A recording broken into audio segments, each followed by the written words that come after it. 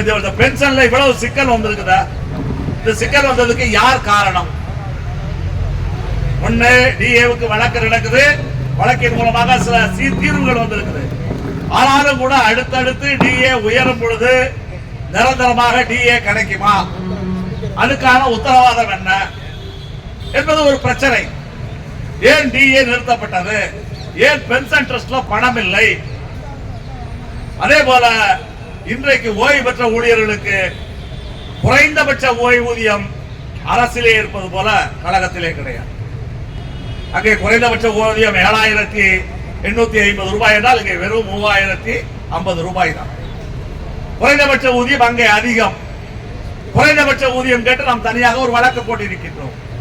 குறைந்தபட்ச ஊதியம் குறைவு. அதே போல வாரிசு பென்ஷனுக்கான ஓய்வூதியம் குறைவு.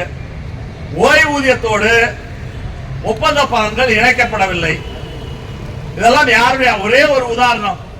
நீங்க அந்த அரசாங்கம் பென்ஷனை கொண்டு வந்து ட்ரஸ்டை கொண்டு வந்தது, அதை அப்படியே ஃபாலோ பண்ணிச்சு அதிமுக அரசாங்கம். அதிமுக போய் மறுபடியும் திமுக வந்துச்சு, அவர்களும் அப்படியே ஃபாலோ பண்ணாங்க. இப்போ பென்ஷனர்களுக்கு ஓய்வூதியர்களுக்கு ஒப்பந்த பலன்கள் வழங்கப்படவில்லை என்பது நம்முடைய கோரிக்கையிலே ஒன்று. 1998 இந்த ஊதிய ஒப்பந்தம், அந்த ஒப்பந்தத்தின் மூலமாக இந்த ஓய்வூதியம் என்பது வந்தது. 98க்கு பிறகு 2003 ஒரு ஒப்பந்தம், அதுக்கப்புறம் 2007 ஒரு ஒப்பந்தம், அதுக்கப்புறம் 2010 ஒரு ஒப்பந்தம். இந்த 3 ஒப்பந்தங்களிலும் உயர்ந்த தொகை என்பது 45%. இப்ப 45% உயர்வை ஓய்வூதியர்களுக்கு இவர்கள் கொடுக்க வேண்டும். 45% ஓய்வூதியம் பென்ஷன்ல உயர்த்தி இருக்க வேண்டும். எப்பொழுது? 2010ஆம் ஆண்டு. அன்றைக்கு 2010ஆம் ஆண்டு சங்க அங்கீகார தேர்தல் நடைபெற்று எல்பிஎஃப் ஒரே சங்கம் தான் அங்கீகார சங்கம். எல்பிஎஃப் ஒரே சங்கம் அங்கீகார சங்கம் என்ற அடிப்படையிலே பென்ஷன் ட்ரஸ்ட்லயே அவங்க 4 பேர் தான் இருந்தாங்க. பென்ஷன் ட்ரஸ்டில் நாமெல்லாம் இல்லை. நாமெல்லாம் பென்ஷன் ட்ரஸ்டில் இல்லாத காலத்தில் ஓய்வூதியத்தை உயர்த்துவது சம்பந்தமான அஜெண்டா பென்ஷன் ட்ரஸ்ட்லே வரும் பொழுது 15% ஓய்வூதியத்தை உயர்த்தினால் போதும் என்று பென்ஷன் ட்ரஸ்டில் முடிவு செய்தது எல்பிஎஃப். எல்பிஎஃப் தான் முடிவு செய்துச்சு. 45% கொடுக்கவில்லை, 15% உயர்வு கொடுத்தால் போதும் என்று பென்ஷன் ட்ரஸ்டிலே அந்த முடிவை உருவாக்கியது எல்பிஎஃப். ஆட்சி போய்விட்டது. அந்த முடிவை திருப்பி வந்து அமுல்படுத்துறது யாரு? அதிமுக ஆட்சி. முடிவு செய்தது எல்பிஎஃப். ஆனால் அதிமுக ஆட்சியிலே அதை ஒப்பந்தமாக மாற்றினார்கள். எல்லா பிரச்சனைகளையுமே இந்த இ பஸ் பாலிசி உருவாக்குறது அதிமுக அரசாங்கம், அமல்படுத்துவது திமுக அரசாங்கம். வாரிசு வேலை கிடைக்கவில்லை, கிடைக்காமல் இருப்பதற்கு 8 ஜிஓ காரணம். போட்டது அதிமுக, அமல்படுத்துவது திமுக. அதே போல பேருந்துகளுடைய எண்ணிக்கையை குறைப்பது. 2017 22,500 பஸ் இருந்துச்சு.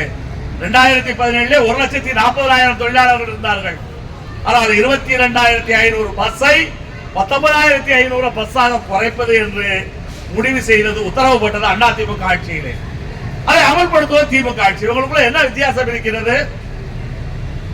தொழிலாளர்கள் சம்பந்தப்பட்ட பிரச்சனையிலே, தொழிலாளர்கள் பாதிக்கக்கூடிய பிரச்சனையிலே திமுகவுக்கும் அதிமுகவுக்கும் எல்பிஎஃப்க்கும் ஏடிபிக்கு எந்த வித்தியாசமும் கிடையாது. எப்படி எல்பிஎஃப் போராட்டம் நடத்த முடியும்?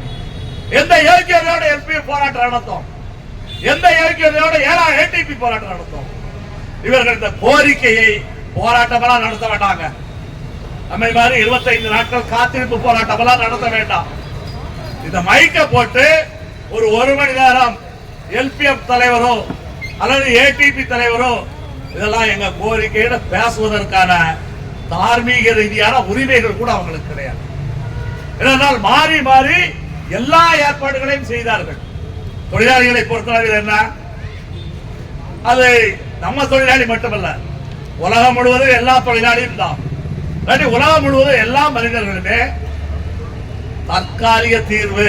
இன்னைக்கு உடனடியா என்ன கிடைக்குது என்பதில் தான் கவனமாக. இதுதான் ஆட்சியாளர்களுக்கு இருக்கக்கூடிய மிகப்பெரிய பலம்.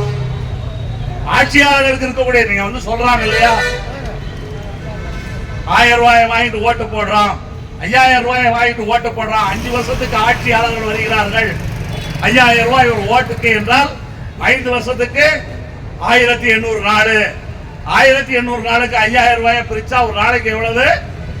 ஒரு நாளைக்கு 3 ரூபாய். 3 ரூபாய்க்கு வந்து ஓட்ட வைக்கிற அளவுக்கு ஜனங்களுடைய மனநிலையை மாற்றி வைத்திருக்கிறார்கள். எனக்கு இன்னைக்கு 5000 ரூபாய் கிடைச்சா போட்டோம் ஓட்டு போடுறாங்க என்ற மனநிலை போலதான் நம்முடைய தொழிலாளியும். தொழிலாளிக்கு இந்த கோரிக்கை எல்லாம் ஒன்னும் விருப்பம் இல்லாம பென்ஷன் வந்தா நல்லது, பென்ஷன் வரட்டும், அதே போல நம்ம பிரச்சனையெல்லாம் தீர்ந்தா நல்லது. இது இன்றைய தொழிலாளி மட்டுமல்ல, அன்னைக்கு இந்த ஓய்வூதிய திட்டம் வந்த பொழுது இது பென்ஷன் ட்ரஸ்ட் மூலமாக கொடுக்க வேண்டாம் என்று சொன்னோம். அன்றைக்கு இந்த தொழிலாளி இன்னைக்கு பென்ஷன் வாங்கிட்டு இருக்காங்க. அன்னைக்கும் அந்த தொழிலாளர்கள் அதை அப்படித்தான் எடுத்துக்கொண்டார்கள். அதே போல 2010 எல்பிஎஃப்க்கு ஏன் ஓட்டு போட்டார்கள்? எல்பிஎஃப்க்கு ஓட்டு போட்டதனுடைய பலன் தான் இன்றைக்கு 93,000 ஓய்வூதியர்கள் இருக்கிறார்கள். நம்மை பார்த்து சிலர் குறை சொல்லுகிறார்கள். யாரு? ஓய்வூதியர்களிலே சிலர். இந்த 93,000 ஓய்வூதியர்களிலே பெரும்பகுதி 2010 அங்கீகார தேர்தலில் எல்பிஎஃப்க்கு ஓட்டு போட்டாள்.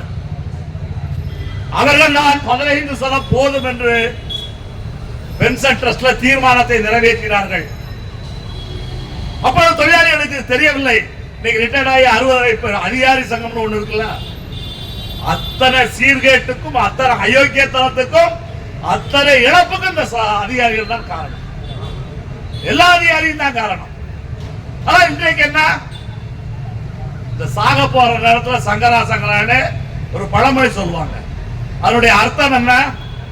கண் கட்ட பிறகு சூரிய நமஸ்காரம்னு சொல்லுவாங்க. சூரியனை கண் இருக்கும் போதே பார்த்து கும்பிடுறதை விட்டுட்டு கண் குருடான பிறகு சூரிய நமஸ்காரம் பண்றது ஒரு பழமொழி சொல்லுவாங்க.